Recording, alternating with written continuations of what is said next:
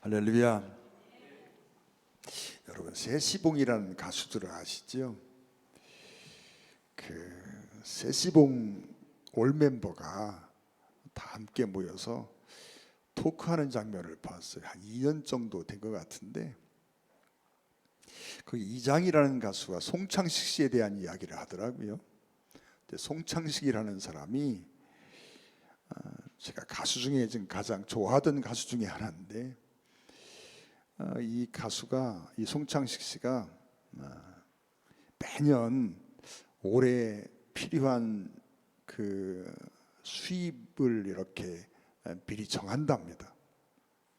만약에 한 5천만 원이 필요하다, 올해 한 해 동안, 그러면 5천만 원 이렇게 수입의 어떤 계획을 세워놓고 그 돈을 버는데, 이장희 씨가 하는 말이 어떤 때는 4월 달이면 목표치가 다 채워진다는 거예요.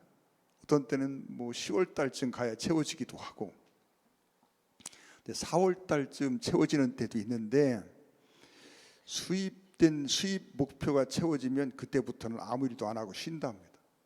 논다는 거예요. 여러분, 논다고 해서 우리가 생각할 때, 야, 그러면 뭐 여행도 다니고, 뭐 국내 여행도 다니고, 해외 여행도 다니고, 뭐 어디 오락도 하고 그럴 것 같은 생각이 드는데 그런 건 하나도 없고, 아침부터 저녁 7시, 8시까지는 자고, 낮에는 전부 자는 거지요. 밤에 일어나서 이제 해 넘어가면 7시, 8시쯤 일어나 가지고 새벽까지 이제 생활을 하는데, 그 사람은 낮에는 자고 밤에는 생활하는 사람인데, 기체조를 하거나 명상을 하거나 그저 뭐 이 정도 일들을 하면서 보낸다는 거예요. 아니, 나머지 6달, 8달을 어떻게 그렇게 보내나 하는 생각이 들어갑니다. 우리하고는 좀 전혀 정말 우리가 이해하기 힘든 그런 삶을 사는 거죠. 여러분, 남미에서는 기업하는 사람들이 기업하는 게 굉장히 힘들답니다. 힘든 이유가 뭐냐면, 사람들이 이제 직장에 옵니다. 월급을 받습니다. 그럼 그 다음 날부터 돈 떨어질 때까지 안 나온다는 거예요. 우리 방선락 권사님이 이제 청주에서 일을 하시면서 어느 날 그런 이야기를 하시더라고요. 직원 때문에 고생이 많다고. 뭔가 일을 좀 가르쳐 놓고 일할 만하면 2, 3개월쯤 이제 가르쳐 놓으면 2, 3개월 차이 월급을 받았잖아요.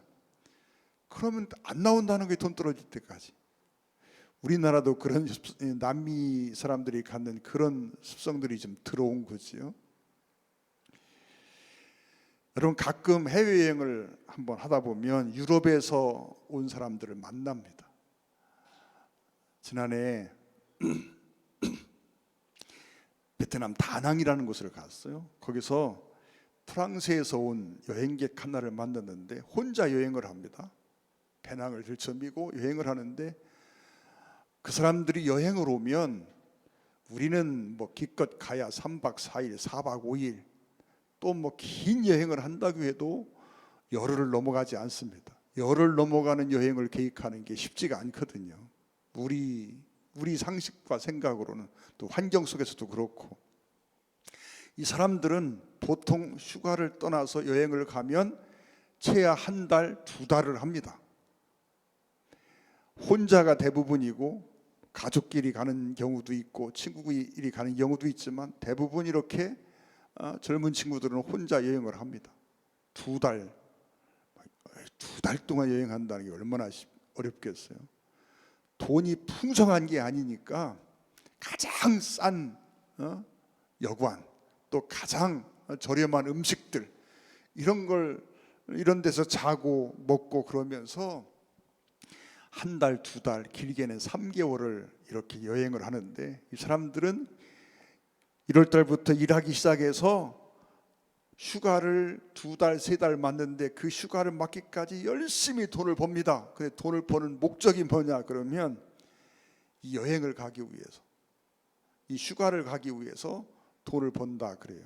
우리 상식으로는 이해가 잘 안 가죠. 여러분, 우리나라 사람들의 입장에서 그들이 이해가 안 가고, 그들의 입장에서는 아니 저 사람들은 뭐 이렇게 일만 하고 이해가 안 가고, 서로 이해가 잘 안 됩니다.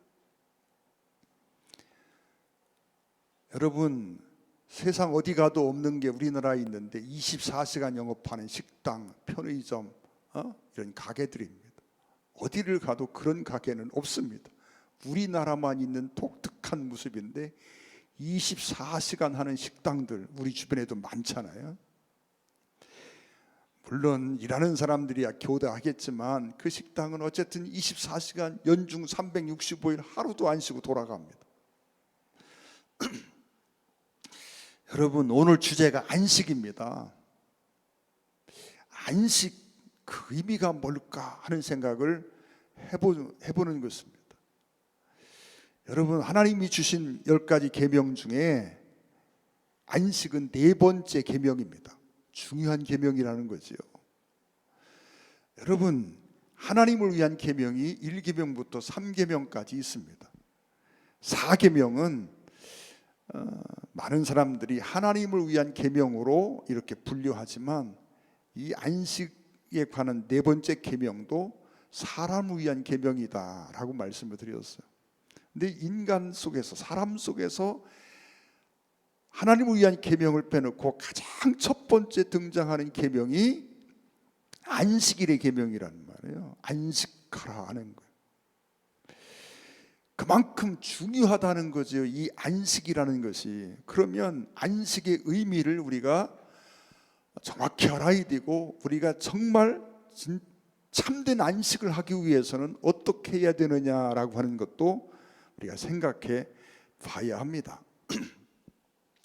여러분, 오늘 1절 말씀에 보면 그러므로 우리는 두려워할지니 그 안식에 들어갈 약속이 남아있을지라도 너희 중에는 혹 이르지 못할 자가 있을까 합니다.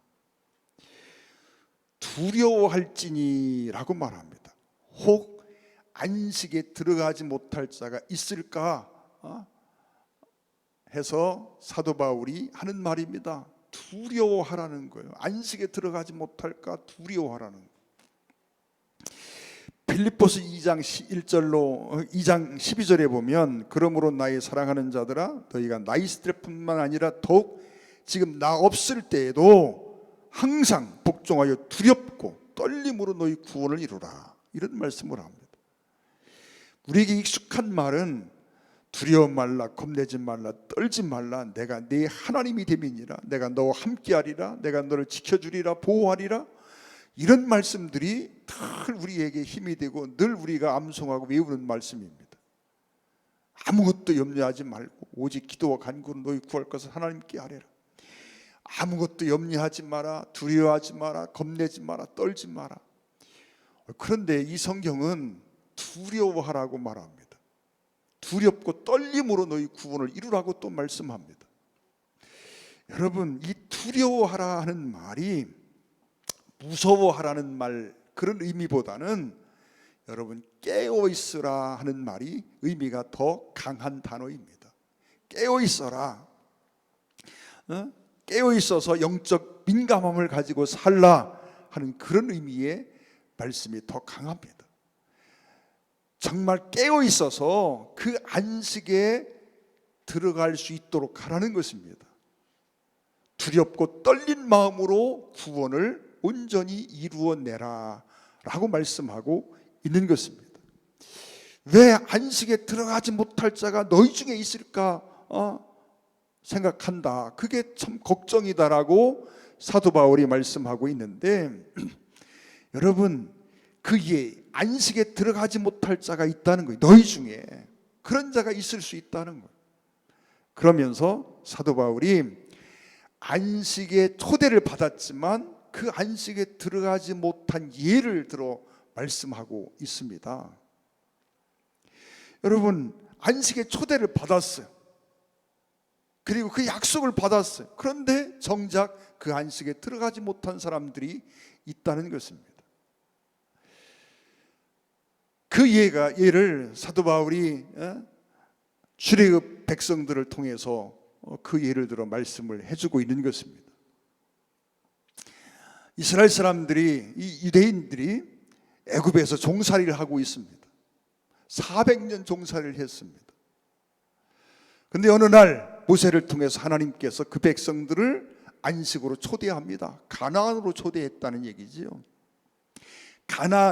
여러분 지금 이 안식이라는 표현을 쓸 때 여러분 두 가지를 생각해야 되는데, 여러분 이 안식으로 초대했다라고 하는 이 안식에 대한 약속을 말씀하는데, 그 약속은 이스라엘 백성들, 구약의 그 백성들에게는 가나안이었습니다.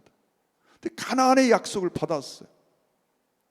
그래서 가나안의 약속을 받고 이 사람들이 부푼 희망을 품고는 애굽을 나왔습니다. 그런데 애굽을 나와서 광야에 들어섰는데 어느 날 하나님이 말씀하기를 너희는 내 안식에 들어올 수 없다라고 말씀했다는 거예요. 여러분, 하나님께서 불러주셨는데, 안식을 약속해 주셨는데, 가나안으로 초청해 주셨는데, 그래서 그 약속을 받고 그 초청을 받고 애굽을 나와서 지금 광야를 가고 있는데, 그 약속을 받고 애굽을 나왔지만 약속된 가나안에 들어가지 못할 사람들이 있다는 거예요. 하나님이 너희는 들어오지 못할 것이다 라고 말씀한 사람들이 있다는 거예요. 여러분 조금 뒤로 돌아가 보겠습니다. 지난주에 봤던 3장입니다. 3장 16절 말씀을 보면 듣고 경노하시게 하던 자가 누구냐? 모세를 따라 애굽에서 나온 모든 사람이 아니냐? 즉 모세를 따라 애굽에서 나온 출애굽한 백성들입니다. 또 하나님이 40년 동안 누구에게 노하셨느냐? 그들의 시체가 광야에 엎드러진 범죄한 자들에게 아니냐? 또 하나님이 누구에게 맹세하사 그의 안식에 들어오지 못하리라 하셨느냐? 곧 순종하지 아니하던 자들이 아니냐? 아니, 하나님이 안식으로 초대하셨고 그래서 그 초대를 받고 애굽을 나와서 지금 광야를 걸어가고 있는데 하나님이 노하셔서 내 안식에 들어오지 못하리라 라고 말씀했다는 거예요. 그 들어오지 못하리라 한 그 사람들이 누구냐면 순종하지 아니하던 자들에게 아니냐라고 말씀합니다. 약속을 받고 나왔지만 그 약속된 가나안에 들어가지 못하는 이유를 말씀하고 있는데 순종하지 아니했다라고 말씀하고 있어요. 약속의 말씀을 받고 그 400년 틀을 잡고 살던 애굽을 나와서 지금 광야를 가고 있는데 오늘 하나님이 너희는 안 되겠다라고 말씀했다는 거예요. 그게 누구냐? 순종하지 않던 자들. 그런데 여러분 3장 19절은 또 말씀합니다. 이로보건대 그들이 믿지 아니함으로 능히 들어가지 못한 것이라. 여러분 18절에는 순종하지 아니하던 자들 그랬는데 19절에는 또 엉뚱하게 믿지 아니함으로 능히 들어가지 못한 것이다 이렇게 말씀하고 있습니다. 여러분 순종과 믿음이라는 두 가지가 나와 있습니다. 여러분 순종하지 아니해서 약속된 가나안에 들어가지 못했습니다. 약속된 안식에 가지 못했어요. 그런데 왜 순종하지 아니했느냐?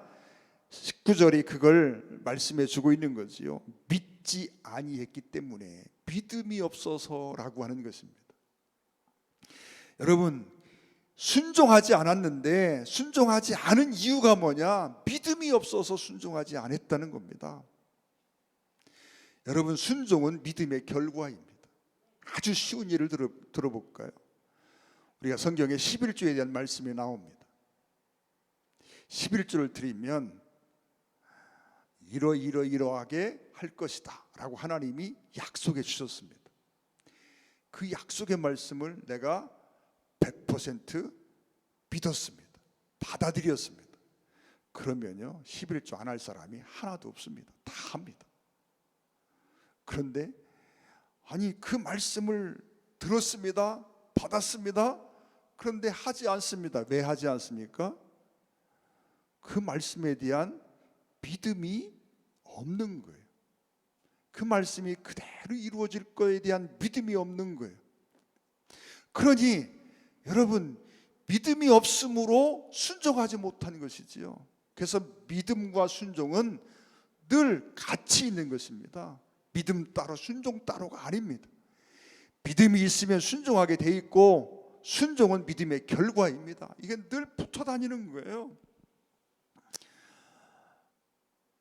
그래서 3장 18절 19절에 말씀하는 이 말씀은 그들이 순종하지 못함으로 약속된 안식에 들어가지를 못했는데, 순종하지 못한 이유가 뭐냐? 믿음이 없기 때문이다 라고 말씀하고 있는 것입니다. 여러분, 본문으로 돌아와서 본문에도 그런 말씀을 하고 있습니다. 2절 말씀에 보면 그들과 같이 우리도 복음 전함을 받은 자이나 들은 바 그 말씀이 그들에게 유익하지 못한 것은 듣는 자가 믿음과 결부시키지 아니함이라. 여러분, 말씀을 들었습니다. 복음을 들었습니다. 그런데 여러분, 복음을 들었으면 그것 가지고 기적이 완성되느냐? 그렇지 않다 하는 것입니다. 하나님의 말씀이 들어올 때 그 말씀을 믿음으로 받아들이게 되면 열매를 맺고 역사가 있지만, 우리가 그 말씀을 들었어도 믿음으로 그 말씀을 받아들이지 않는다면 그 말씀은 내게 아무 역사도 만들어내지 않는다는 것입니다. 그래서 그들과 같이 우리도 복음 전함을 받은 자이라. 여러분, 광야에 있던 그 사람들처럼 우리도 복음 전함을 받았어요. 그런데 들은 바 그 말씀이 그들에게 유익하지 못한 것은 듣는 자가 믿음과 결부시키지 아니했다. 여러분, 우리가 복음을 전합니다. 어떤 사람은 그 복음을 듣고 믿음으로 받아들입니다. 그에게는 구원이 이루어지는 것이고 하나님의 안식이 주어질 겁니다. 그런데 아무리 복음을 전합니다, 말씀을 전합니다, 믿음으로 받아들이지 않습니다. 아무 열매를 맺을 수가 없습니다. 근데 여러분, 믿음으로 받아들인다라고 할 때도 여러분, 우리가 좀 생각해 볼 부분이 있습니다. 주님이 씨 뿌리는 비유를 말씀합니다. 씨를 뿌리는데 어떤 씨가 길가에 떨어졌다 그럽니다. 또 어떤 씨는 돌짝밭에 떨어지고, 어떤 씨는 가시밭에 떨어지고, 어떤 씨는 좋은 땅에 옥토에 떨어졌다는 거예요. 길가에 떨어졌습니다. 싹도 나보지 못하고 싹도 피워보지 못하고 새들이 다 먹어버렸습니다. 여러분, 마귀가 그 말씀을 씨앗을 채가버렸다고 말씀하고 있어요. 여러분, 가시떨기에 떨어졌다 그럽니다. 싹이 났습니다. 그런데 그만 가시의 기운이 막혀서 자라지 못하고 꽃도 피도 못하고 열매 맺지 못하고 쓰러져 버리고 말았습니다. 그런데 그 가시가 뭐냐라고 했더니 주님이 설명하기를 세상의 염려, 재물의 유혹. 여러분, 이 말씀이 정말 이 말씀대로 하면 될 것 같아, 해야 될 것 같아. 그런데 세상의 재물과 세상의 어떤 유혹, 이런 것들이 올 때 이 미혹이 너무 커서 이걸 버렸다는 얘기입니다. 또 여러분, 돌밭에 떨어졌습니다. 기쁨으로 받았다고 표현하고 있습니다. 말씀을 들을 때 기쁨으로 받았습니다. 그런데 환난과 박해가 일어나니까 금세 말씀을 버렸다는 얘기입니다. 그래서 아무 열매를 맺지 못했다는 거예요. 여러분, 좋은 땅에 떨어졌다, 말씀을 듣고 깨닫고 내 것으로 받아들였다는 이야기입니다. 여러분, 그래서 2절 말씀에 정말 그들에게 유익하지 못한 것은 듣는 자가 믿음과 결부시키지 아니함이라. 아무리 말씀을 들었어도 그걸 믿음으로 받아들이지 아니하면 순종할 수 없고, 순종하지 아니하면 아무 역사가 일어나지 않는 것입니다. 여러분, 그런데 6절도 똑같은 말씀을 합니다. 그러면 거기에 들어갈 자들이 남아있거니와 복음 전함을 먼저 받은 자들은, 여기 먼저 받은 자들을 이 이야기는 광야의 백성들을 말하고 있는데, 먼저 받은 자들은 순종하지 아니함으로 말미암아 들어가지 못하였으므로 라고 말씀하고 있어요.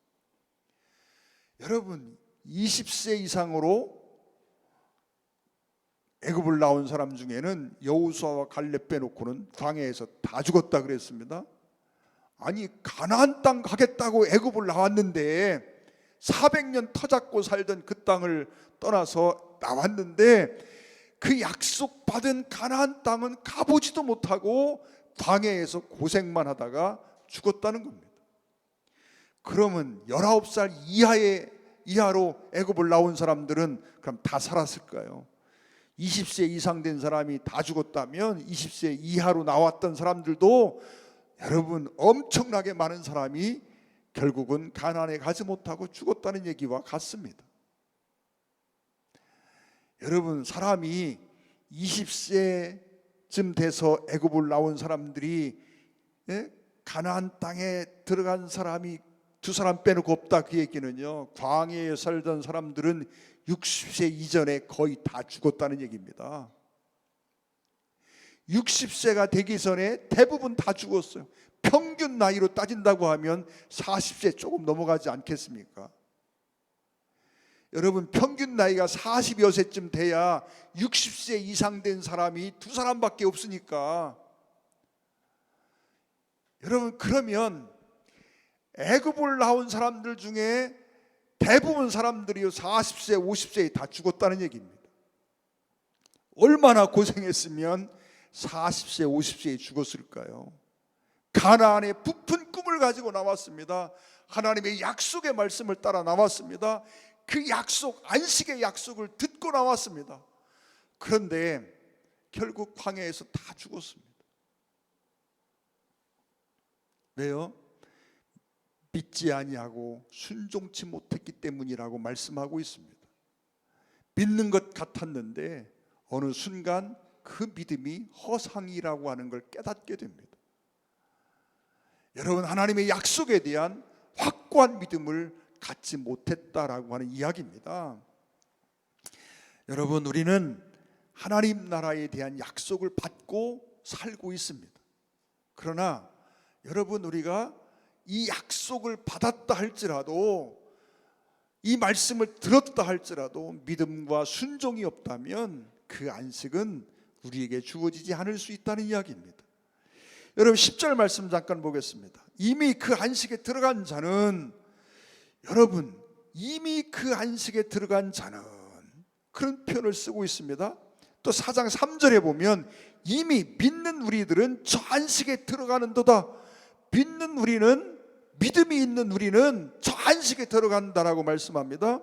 그리고 10절에 이미 그 안식에 들어간 자는 하나님이 자기 일을 쉬신 것 같이 그도 자기 일을 쉬느니라 라고 말씀합니다.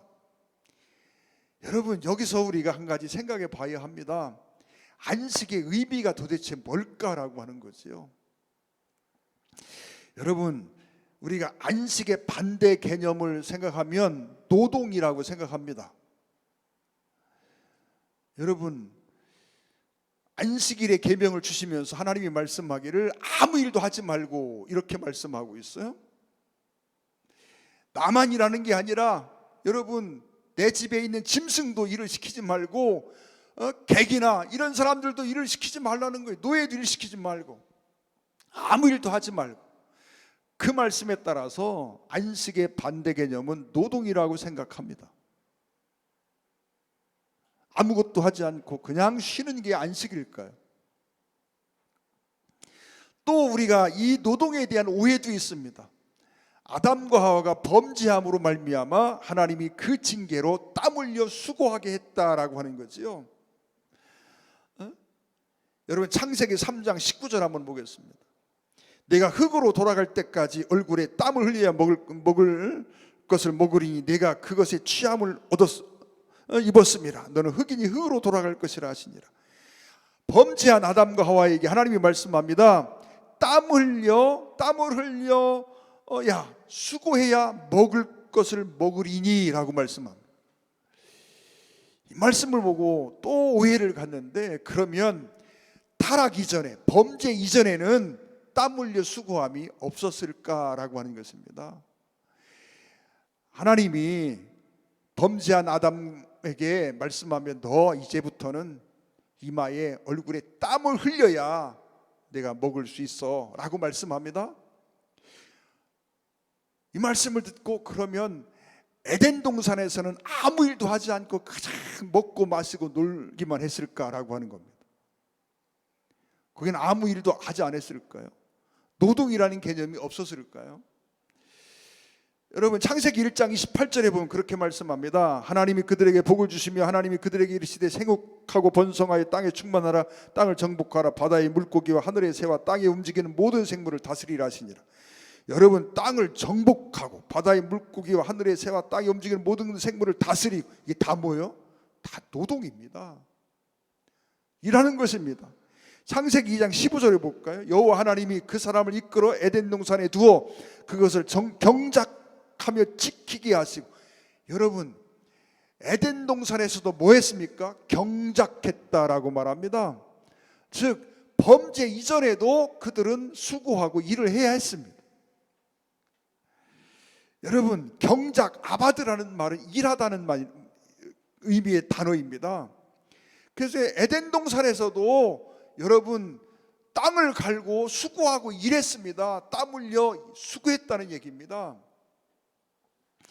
그 여러분 다만 노동의 의미는 조금 달라졌을 수 있겠습니다. 그걸 다 생각하기에는 좀 시간이 좀 부족하고요.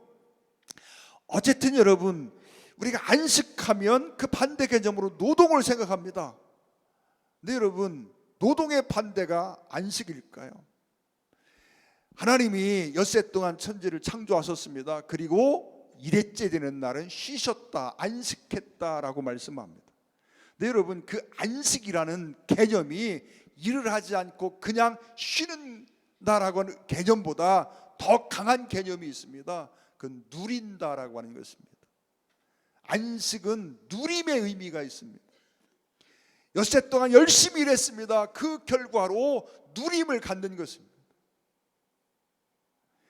여러분 많은 사람들이요 일주일에 일요일날, 세상에 일요일이라 하지 않아요. 주일날 쉽니다.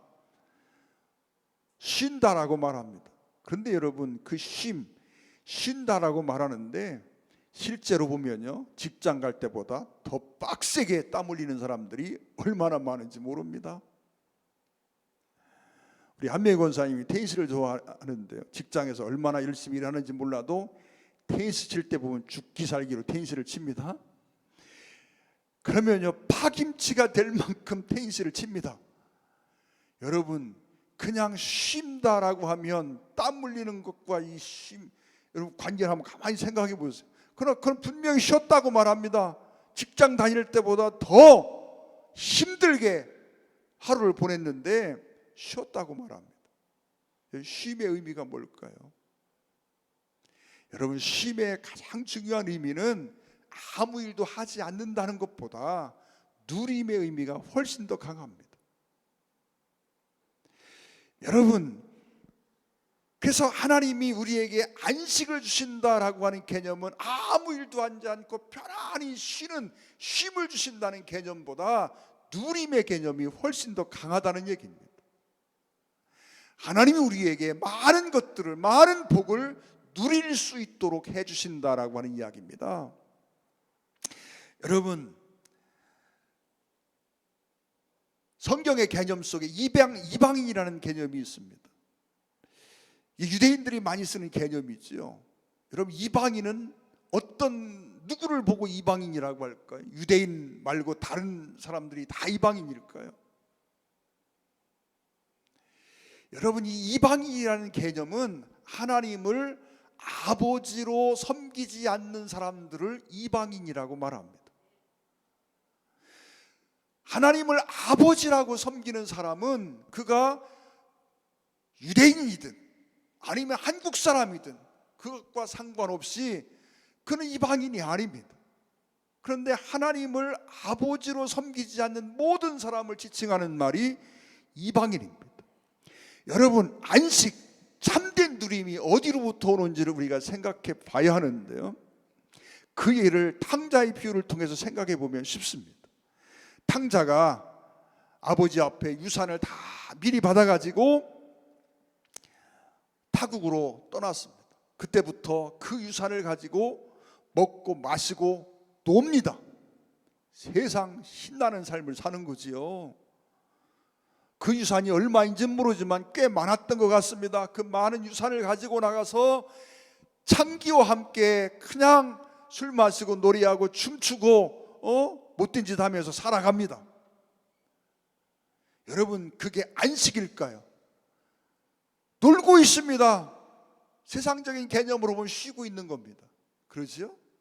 이게 안식일까요? 여러분, 탕자는 금세 그 안식, 자기가 생각하는 그 안식이 끝이 납니다. 그리고 극한의 고통이 탕자에게 찾아옵니다. 어느 순간 깨닫습니다.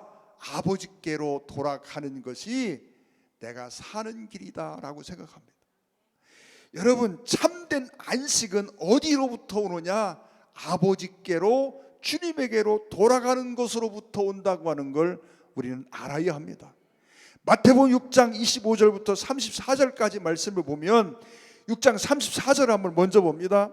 그러므로 내일 일을 위하여 염려하지 말라. 내일 일은 내일 염려할 것이요 한날의 괴로움은 그날의 족하니라.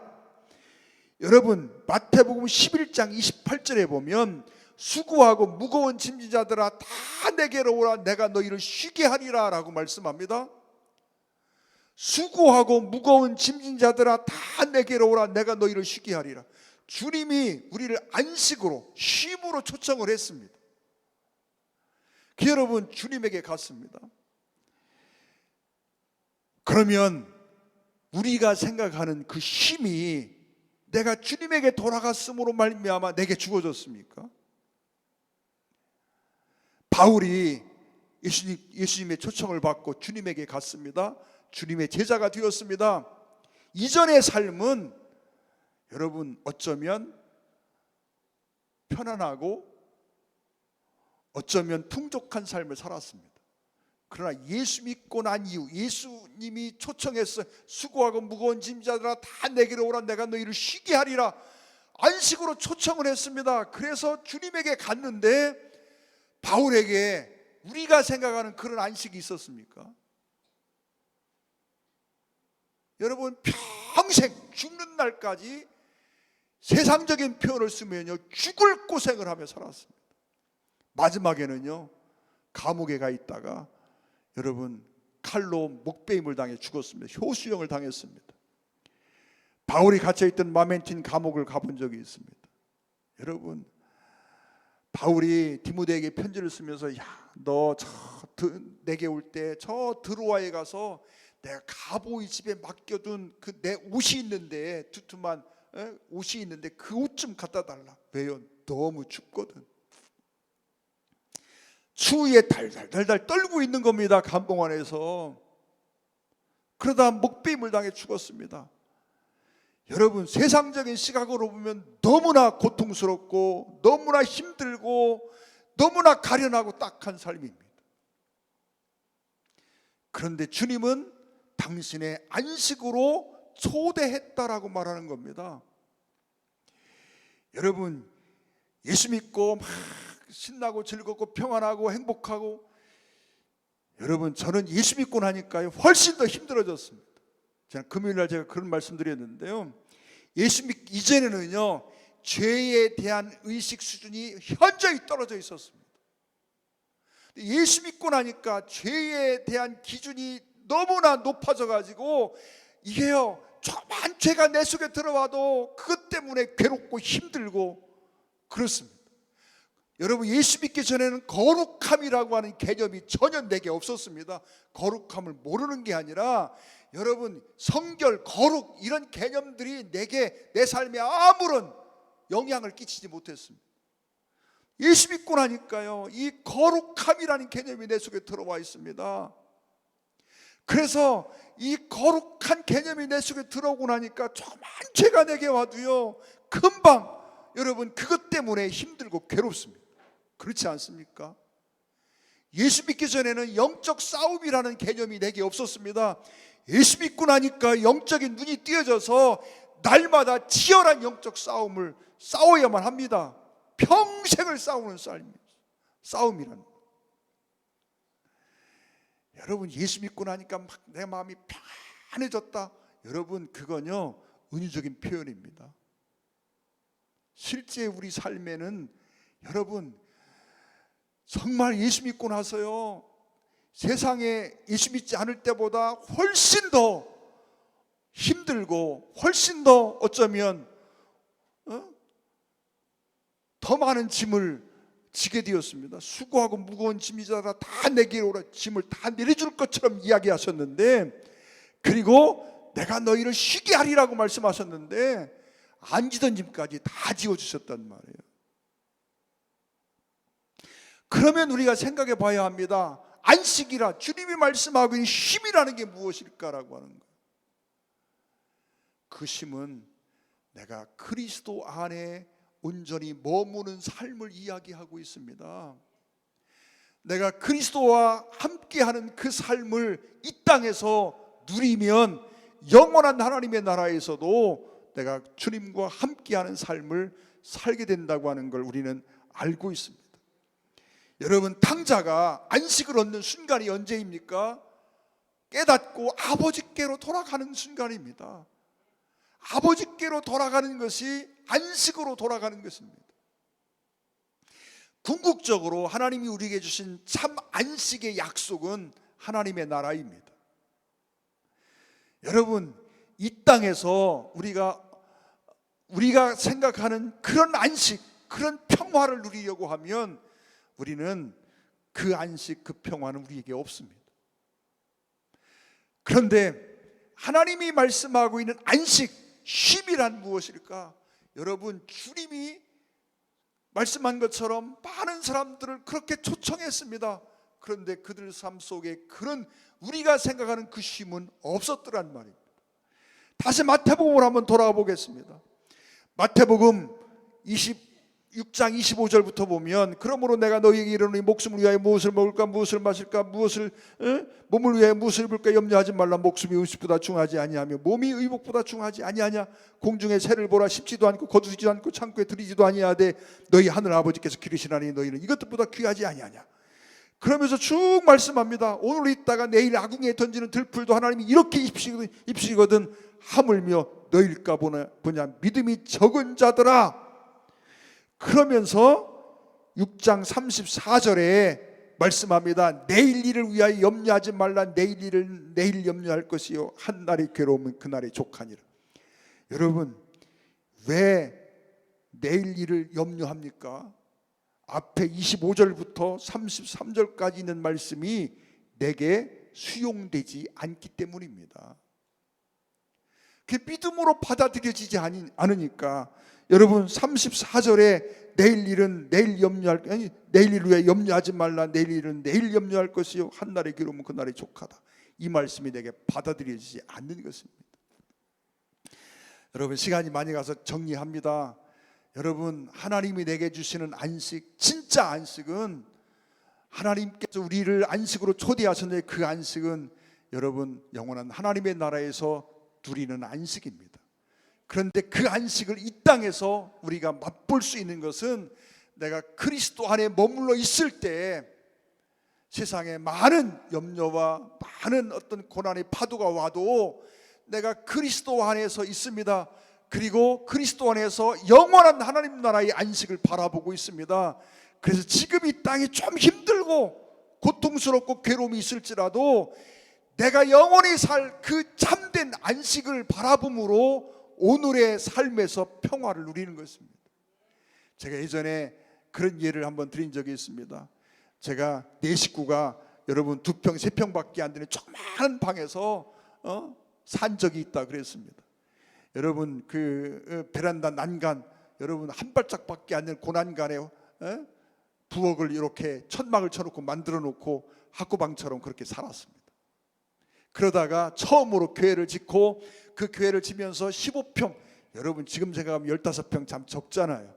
근데 15평짜리, 근데 제가 사는 집보다는요 대궐 중에 대궐입니다. 그때 당시로. 그래서 그 집을 짓고 거기 도배를 하던 날 도배를 다 하고 집에 와서 이제 네 식구가 같이 눕는데 설계를 합니다. 어떻게 잘 누워야 되나. 여러분, 그러면서도요, 그날은 전혀 불평이 없습니다. 왜요? 내가 이사갈 집을 도배를 하고 왔거든. 그 집이 내가 내일이면 이사가서 살 집입니다. 지금 비록 좁아 터진 방에 있지만 전혀 불평과 불만이 없습니다. 왜요? 이사갈 집이 내 마음속에 들어와 있습니다. 그래서 지금 아무리 복잡하고 좁아 터졌어도 마음이 대궐처럼 넓어졌습니다. 불평이 없습니다. 여러분, 거울을 보면 씩하고 웃고 있을 겁니다. 여러분, 하나님의 나라가, 내가 주님이 나를 위해서 예비하신 그 하나님의 나라가 내 마음속에 들어와 있으면 지금 내가 이 땅에서 비록 힘들고 어려운 삶을 살아도요, 그 하나님의 나라로 인하여 내 마음속에 기쁨이 있고 감동이 있고 뿌듯함이 있고 여러분, 평화가 있어야 합니다. 그 나라가 내 마음속에 들어와 있지 않으면요, 우리가 아무리 쉬라고 해도요, 쉬지 못합니다. 그게 이루어지지 않습니다. 여러분, 생활이 힘들고 복잡한 사람은요, 휴가를 받아서 어디 쉬는 시간이 있어도요, 그 쉬는 시간에 마음의 평화가 없습니다. 그러나 아무리 힘들어도요, 여러분, 어떤 사람이 결혼을 하고 새 집에 살다가 신도시 아파트 새로 짓는 집을 분양받았습니다.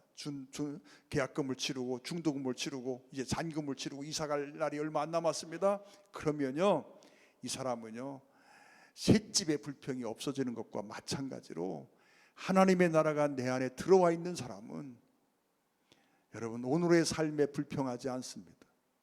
힘들어도 마음에 기쁨이 있습니다. 그래서 오늘의 생활 속에서 정말 일을 해도 노동을 해도 그 속에 참된 기쁨과 안식이 그 속에 머물게 되어 있습니다. 하나님의 나라가, 하나님이 약속하신 그 영원한 나라가 저와 여러분의 마음속에 깊이 들어와 있기를 주의 이름으로 축원을 드립니다. 기도하겠습니다. 하나님, 고맙습니다. 우리에게 참된 안식을 약속하신 아버지 하나님, 그 안식을 우리가 기억하게 하소서.